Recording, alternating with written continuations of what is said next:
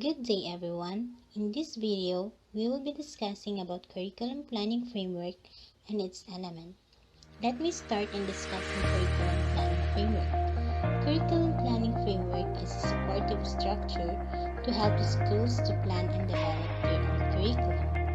It is an organized plan or set of standards or learning outcomes that defines the content to be learned in terms of clear, definable standards of what the student should know and be able to do.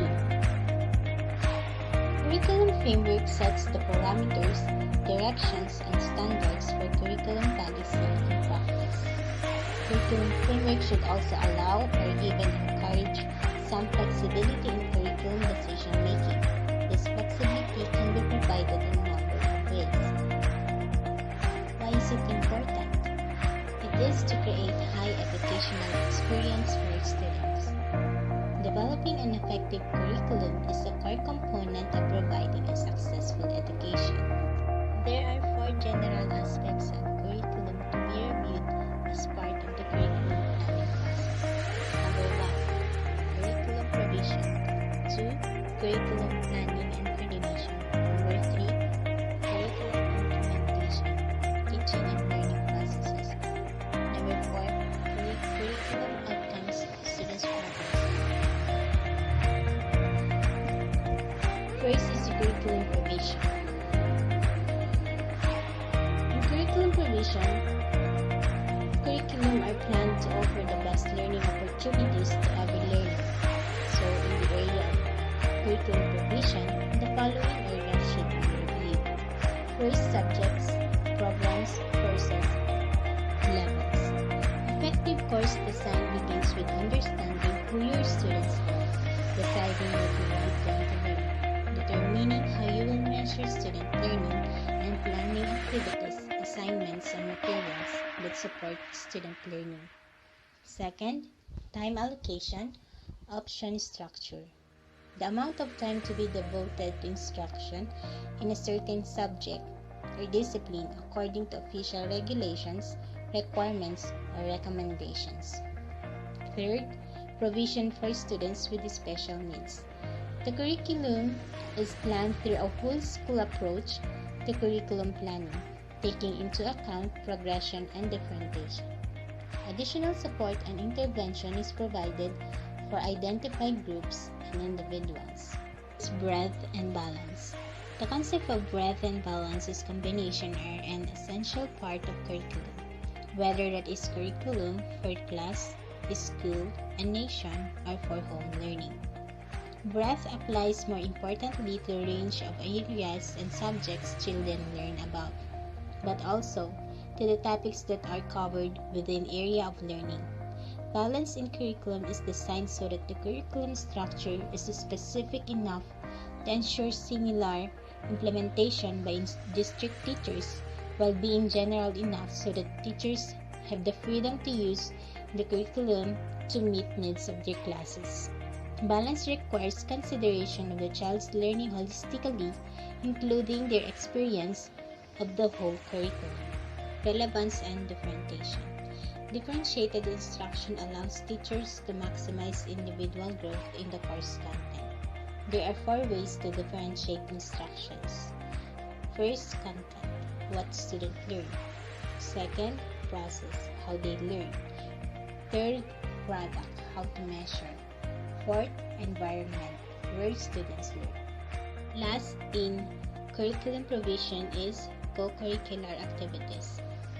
Co-curricular curriculum refers to the valid educational activities that support learning beyond the school curriculum, which the school encourages and supports. Number 2. Curriculum planning and coordination. It is very essential for the school to look at its arrangements for planning and coordinating the curriculum. In this area, the following aspects should be explored. First, structures for planning. Way in which the curriculum is organized, including the subjects or learning areas, when they be studied and the pattern in which they must be studied. Procedure for collaboration. Collaborative curriculum planning should take place within the broader context of personalized planning that includes interventions and other supports to address identified student learning and support needs. Third, program coordination. An education program coordination deals with assessing and enhancing instructional procedures, curricula, and other materials for schools. Professionals develop and lead teacher training programs focusing on improved learning materials and methods for the classroom. Fourth, cross-curricular issues. Cross-curricular teaching or instruction that intentionally applies multiple academic disciplines simultaneously is an effective way to teach students transferable problem skills, give real-world meaning to school assignments, and increase engagement. Number 3, curriculum implementation, teaching and learning process. The basic purpose of curriculum planning is to ensure effective learning that is relevant to the full range of students' educational needs. In pursuing this purpose, the school may find it helpful to review its current situation with regard to the grouping of students for learning. Streaming, banding, mixed ability grouping, as the title clearly indicates, mixed ability grouping refers to the grouping together students of different abilities. B. Teaching methodologies. Teaching methodologies refer to a set of practice and principles used by teachers to make the process of teaching and learning high effective for their students. C. Classroom environment. Classroom environment is a blend of social, emotional, and instructional elements. D. Classroom practice. Classroom practices are related to the actions and strategies teachers and students deploy in class during the teaching and learning process. Another current situation to be reviewed is to explore the impact of this aspect of school life on student learning. Consider whether classroom processes are serving the aims and objectives of the curriculum and promoting the development of students as effective and responsible learners.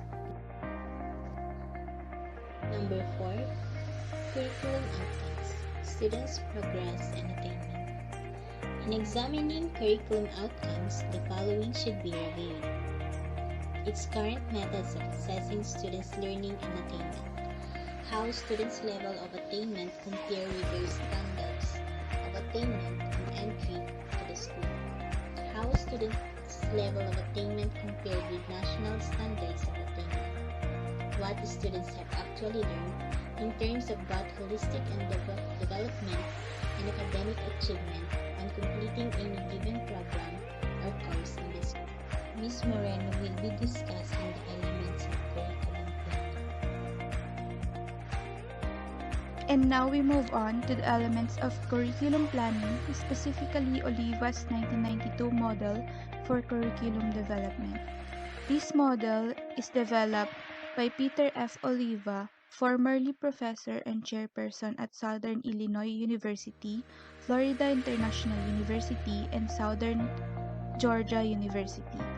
The Oliva model is an extension from Saylor, Alexander, and Lewis, or the SAL model, developed in 1981. It also combines the SAL model with the CIPP, or Context Input Process Product model, that was developed by D. Staffelbeam in 1971.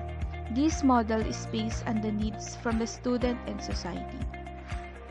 Oliva's 1992 model for curriculum development has 12 components, and it can be used in 3 different ways.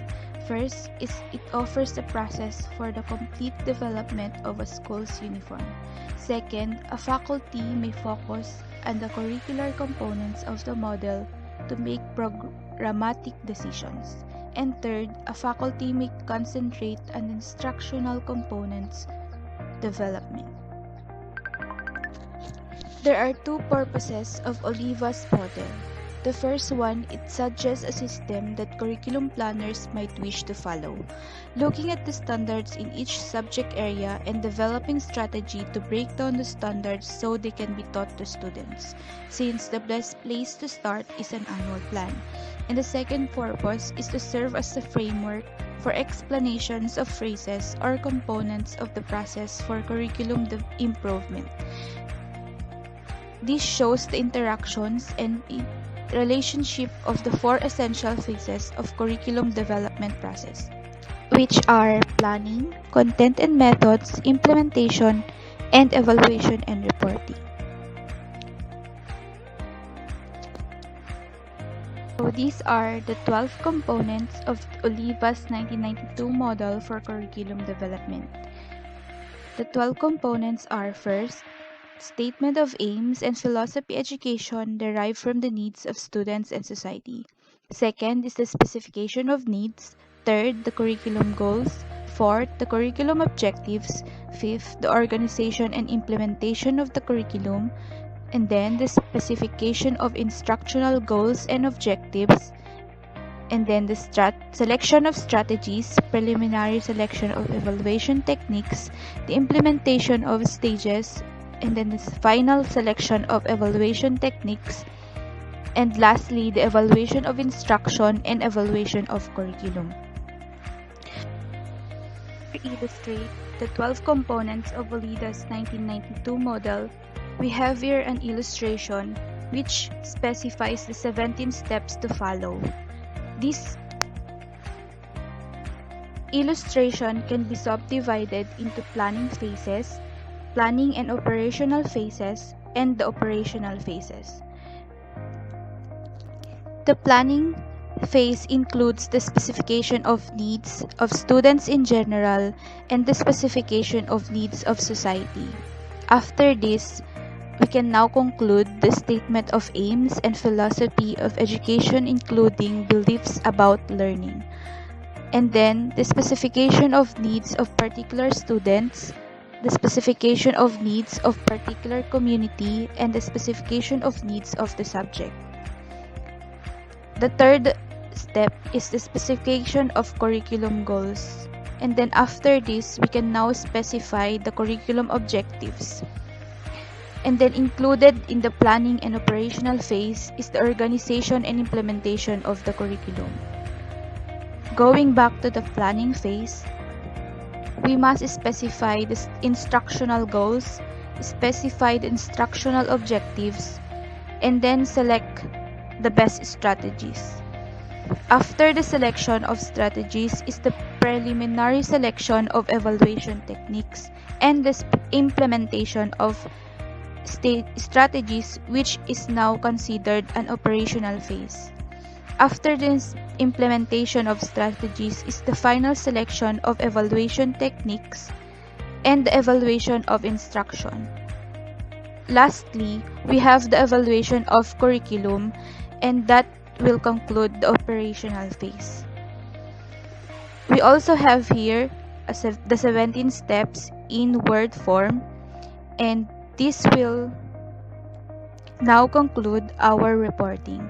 Thank you for listening and have a good day.